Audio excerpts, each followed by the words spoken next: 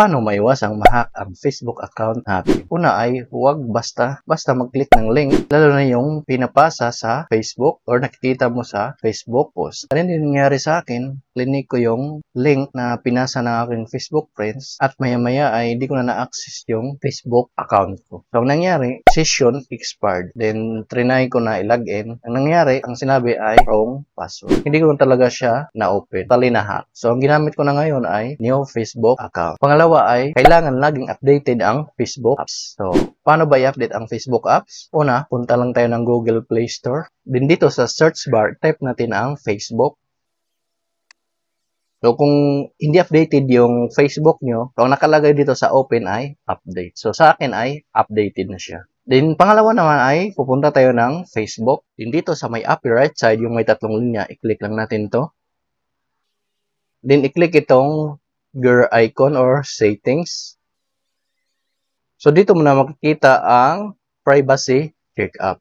Then, i-click lang natin tong privacy checkup. Then, i-click itong how to keep your account secure.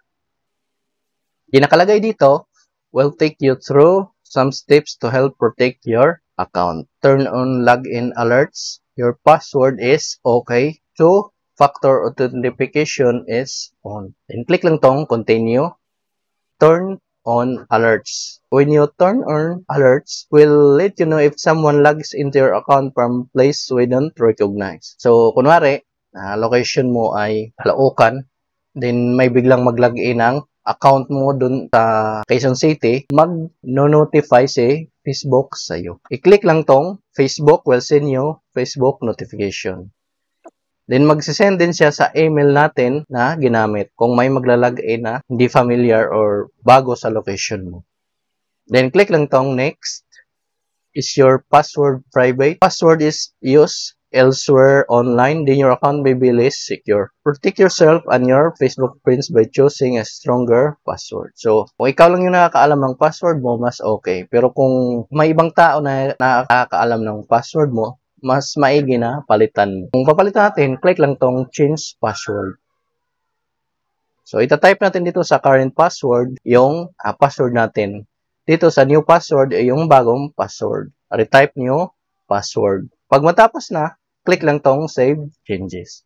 So, sa akin, hindi ko napapalitan yung password ko. So, skip ko lang. Then, pangatlo ay two-factor authentication is on. We'll ask for a code as well as your password if we send attempting login from unrecognized device or browser. So, sa ganitong paraan, kunwari may magla-login na ibang device. Kung halimbawa yung cellphone mo ay Samsung, tapos may nag-login sa ibang brand ng cellphone, kunwari ay Oppo. So, mag-notify si Facebook. Bago niya ma-login yon, kailangan niya muna yung authentication code na sinend ni Facebook. Magsisend ang code si Facebook sa Samsung cellphone mo bago siya makalagin sa Oppo. Then, click lang tong manage.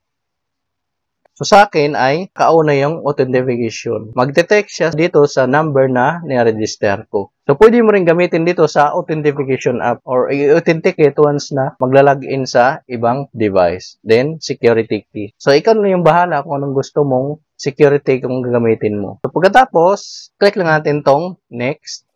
You're all set. Thank you for reviewing your security options. You can change this option at any time from your setting. Password is okay. Authentication is on. Login alerts are on.